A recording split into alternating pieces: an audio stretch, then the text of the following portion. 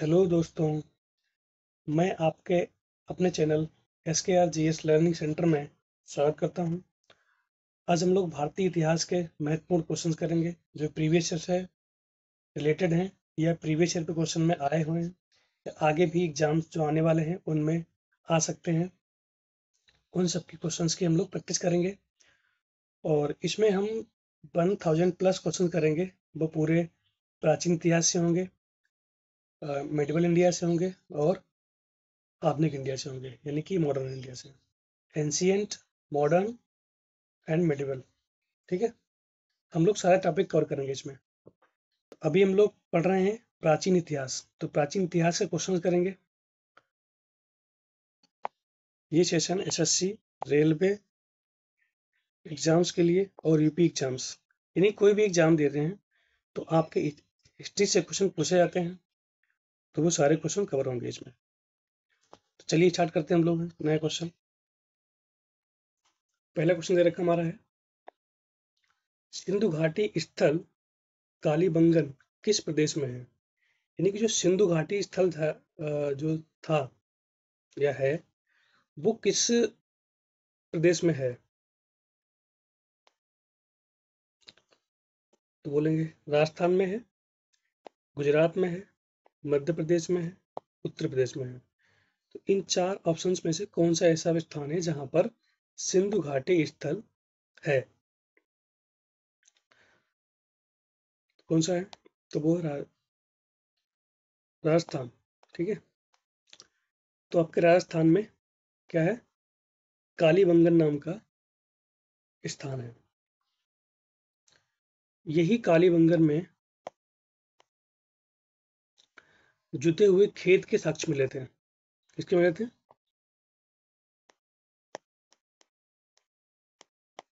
जुते हुए खेत के साक्ष्य। ठीक है, और यहीं पर जिसपे नक्काशीदार ईंटें जो होती हैं,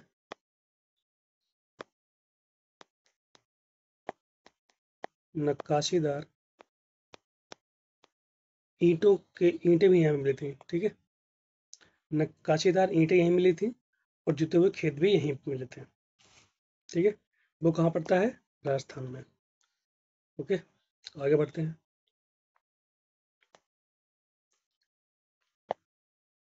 नेक्स्ट क्वेश्चन हमारा है, निम्नलिखित में से किस पदार्थ का उपयोग हड़प्पा काल की मोहरों के निर्माण में मुख्य रूप से किया गया था? यानी कि जो हड़प्पा काल की मोहरें हैं, ठीक है, उन मोहरों में कौन सा पदार्थ था जिसका हम लोग यूज करते थे मोहरों के निर्माण में? ठीक है, तो कौन सा था? क्या वो कांसा था या शेलखंडी था या तांबा था या लोहा था? इन चार ऑप्शन में से कौन सा ऐसा ऑप्शन है जिसका हम लोग यूज करते थे? तो वो है आपका शेलखंडी। ठीक है, नेक्स्ट क्वेश्चन करते हैं। ये सब बहुत इंपॉर्टेंट क्वेश्चन हैं और लगभग हर एग्जाम में आते ही आते हैं। हड़प्पा सभ्यता किस युग की थी? तो हड़प्पा सभ्यता किस युग की थी? क्या वो नवपाषाण युग की थी या पुरापाषाण युग की थी या कांस्य युग की थी या लौह युग की थी? इनमें से देखना पड़ेगा हमको कौन सा था। नवपाषाण युग वही युग है जिसमें हम लोगों ने चाक, जानते हैं आप लोग चाक, जिसमें गोल गोल बर्तन बनाते हैं, ठटेरे जो होते हैं, ठटेरे, ये जो कुम्हार बोलते हैं, कुम्हार जो बर्तन बनाते हैं मिट्टी के, वो इसी में बनाते हैं, चाक पर। और सबसे पहले खोज किसकी हुई थी? चाक की। और इसी चाक से ही क्या बनाया गया था हमारा? तब बनाया गया था पहिया। इसीलिए माना जाता है कि नवपाषाण युग में ही पहिया की खोज हुई थी। ठीक है, पुरापाषाण युग का मतलब होता है जो पाषाण यानी कि पत्थरों से बनाए हुए औजार जो जिस इरा में मिले हैं, उनको बोलते हैं पुरापाषाण काल। तो हमारे पास ये जो हड़प्पा सभ्यता है, ये किस युग की थी? ये थी कांस्य युग की थी। लौह युग बोलते हैं जो आधुनिक भारत टाइप का हो गया। ठीक है, कुछ हिस्सा प्राचीन से लेकर आधुनिक तक। ठीक है, अगला क्वेश्चन करते हैं। अगला क्वेश्चन कह रहा है, हड़प्पा सभ्यता के निवासी थे। तो हड़प्पा सभ्यता के निवासी कहाँ के थे? ग्रामीण थे वो लोग कि शहरी थे, या यायावर खाना बदोश, ये जनजाति थे? देखो, ग्रामीण का मतलब होता है जो लोग ग्राम में रहते हैं, आज भी वो लोग ग्राम में रहते हैं, तो क्योंकि इंडियंस हैं, मैक्सिमम लोग गांव में रहते हैं। खाना बदोश का मतलब होता है जैसे एक स्थान पर रहे तब तक वहां पर जैसे कुछ खेती पाती किया अपना, कुछ उनके जानवर होते थे, गाय भैंस, उनको खाने पीने चारा मिलता था। अगर वो खत्म हो गया है तो अगला स्थान जाते थे। तो खाना बदोश का मतलब होता है कि जब सीजनल, उसके सीजन पर आना, मौसम के टाइम पे आना। ठीक है, जनजाति का मतलब होता है कि जो एक विशेष प्रकार की लैंग्वेज, उनका एक विशेष प्रकार का कल्चर यूज करते हैं, और जो मतलब जो इंडिया में और बाकी धर्म है उन लोगों से दूर है, उनका एक अलग ही पूरा अपना कल्चर है, तो उसको बोलते हैं जनजाति। जो एक विशेष प्रकार से रहती हो उसे जनजाति बोलते हैं। तो ये हड़प्पा सभ्यता किसके निवासी थे? तो ये ग्रामीण थे। ओके, अगला क्वेश्चन हमारा आता है, सिंधु घाटी सभ्यता के लोगों का मुख्य व्यवसाय क्या था? तो इसका जो सिंधु घाटी के जो लोग थे, उनका व्यवसाय क्या होता था? महत्वपूर्ण जो मुख्य था, तो क्या व्यापार था वो, पशुपालन का था, शिकार करना, या कृषि करना? तो इनका जो मुख्य व्यापार था, वो जो मुख्य व्यवसाय था, वो था व्यवसाय करना। ये जानते हैं कि मिस्र से, बहुत सारी कंट्रीज से, अरब से इनका व्यापार होता था। अगला क्वेश्चन है, हड़प्पा सभ्यता की खोज किस वर्ष में हुई थी? तो हड़प्पा सभ्यता की खोज किस वर्ष में हुई थी? क्या 1935 में हुई थी? क्या 1942 में हुई थी? क्या 1901 में हुई थी? क्या 1921 में हुई थी? देखिए, तो ये 1921 में हुई थी। 1921 में हुई थी। ये की किसने थी? ये की थी दयाराम साहनी जी। ठीक है, इसमें हुई थी। अगला अगला क्वेश्चन हमारे पास है, सिंधु सभ्यता के घर किसके बनाए गए जाते थे? तो जो सिंधु सभ्यता है, इसके जो घर हैं वो किसके बनाए जाते थे?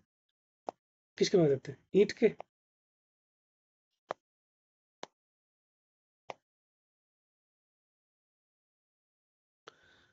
ईंट के बनाए, ईंट से बनाए जाते थे? ईंट से बनाए जाते थे, या बांस से बनाए जाते थे, या पत्थर से बनते थे, या लकड़ी से बनते थे? तो ये किससे बनते थे? तो सिंधु सभ्यता के जो घर थे वो किससे बनते थे? वो बनते थे ईंटों से। देखा है, बहुत से साक्ष्य मिलते हैं ईंटों के, बहुत साक्ष्य मिलते हैं ईंटों के। तो वो आंसर क्या होगा? ईंटों से। अगला क्वेश्चन हमारा है,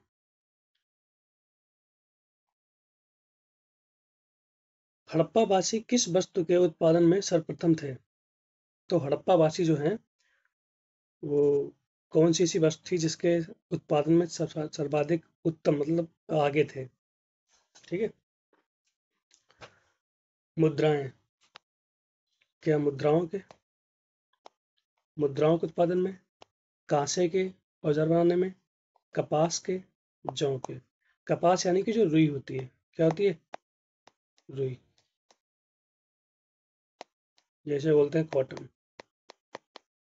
ठीक,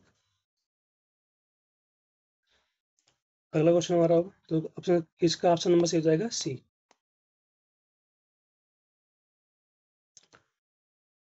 अगला क्वेश्चन होगा हमारा,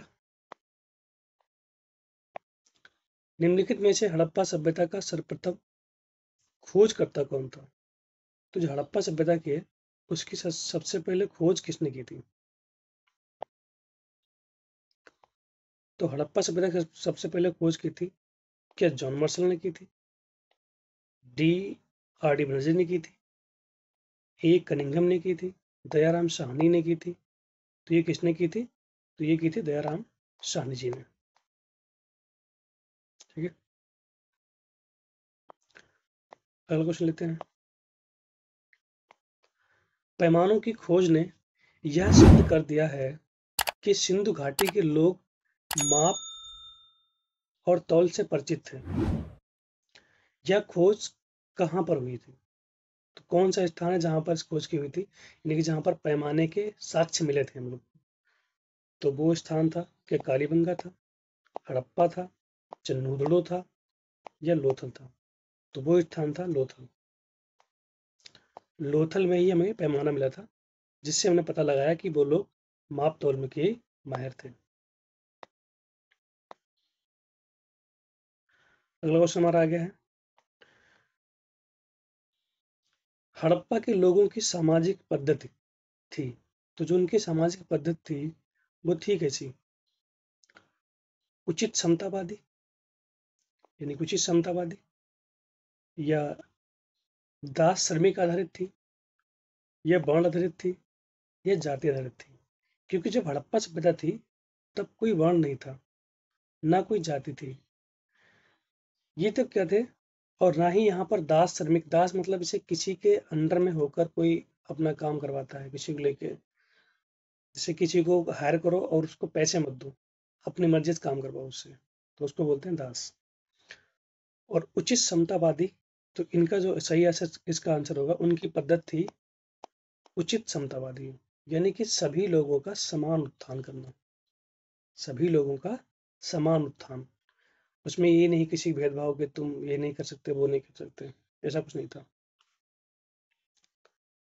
ठीक है, सब लोग समान थे। ठीक है, समानता का। अगला क्वेश्चन करते हैं, हड़प्पा सभ्यता के बारे में कौन सी उक्ति सही है? तो कौन सी सही उक्ति है बताओ? उन्हें अश्वमेध का जानकारी थी। तो अश्वमेध जानकारी कब हुई? ये बहुत बाद में हुई। गाय उनके लिए पवित्र थी। ये भी नहीं पता है, क्योंकि हड़प्पा सभ्यता के लोग इतना कुछ साक्ष्य प्रूफ नहीं है कि वो लोग गाय को पवित्र मानते थे। उन्होंने पशुपति का सम्मान करना आरंभ किया। तो उन्होंने पशुपति पशुपति महाराज जो मतलब उनको आपने देखा होगा, एक शेलखंडी एक अ, उनकी जो एक मुहर थी जिस पर पशुपतिनाथ का चित्र उकेरा हुआ है। ठीक है, तो उन्होंने पशुपति का सम्मान करना आरंभ किया था। यानी क्या किया था उन्होंने? पशुपति महाराज का सम्मान करना आरंभ किया था। उनकी संस्कृति सामान्यता स्थिर नहीं थी। तो इस बात को साक्ष्य नहीं कि उनकी सामान्य स्थिर जो संस्कृति है वो स्थिर थी या नहीं थी, लेकिन ये इसके साक्ष्य मिले हमें वो हैं, उन्होंने पशुपति का सम्मान करना प्रारंभ किया था, आरंभ किया। पशुपतिनाथ यानी कि जो भगवान शिव हैं उनके रूप में उनकी उपासना करते थे वो लोग।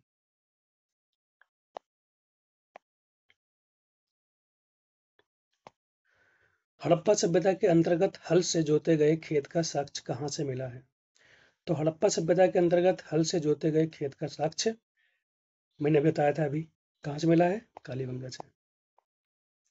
बाकी रोपड़ है, लोथल है, बड़ाबली है, इनसे बहुत सारे साक्ष्य मिले हैं। आगे बढ़ते हैं, कालीबंगा से। लोथल, लोथल में बताया था आपको, पैमाना मिला था आपको, यहीं से चावल के साक्ष्य मिले थे लोथल से ही।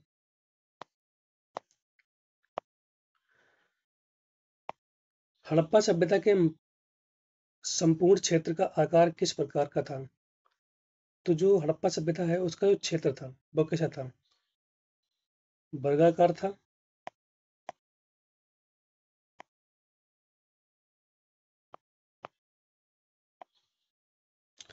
यह आयताकार था, यह त्रिभुजाकार था, यह गोलाकार था? तो कौन सा था? त्रिभुजाकार था। ठीक है,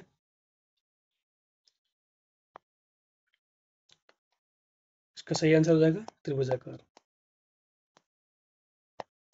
अगला क्वेश्चन है, सिंधव सभ्यता की ईंटों का अलंकरण किस स्थान से मिला है? तो मैंने कभी कहा था जो ईंटों का अलंकरण है, यानी कि जिन ईंटों पर कुछ डिजाइन्स बनी हुई हैं, तो वो ईंटें कहाँ से मिली थी? कालीबंगा से मिली थी। बाकी मोहनजोदड़ो है, मोहनजोदड़ो है। मोहनजोदड़ो क्या मिला था हमको? विशाल स्नानागार, अन्नागार मिले थे। ठीक है, यहाँ से।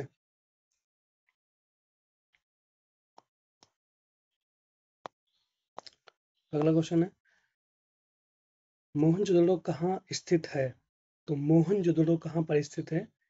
पंजाब में है, सिंध में है, गुजरात में है, उत्तर प्रदेश में है। यानी कि पंजाब, सिंध, गुजरात, उत्तर प्रदेश, इनमें से कौन से स्टेट में है? तो वो है सिंध प्रांत में। बट ये पड़ता है पाकिस्तान में पड़ता है।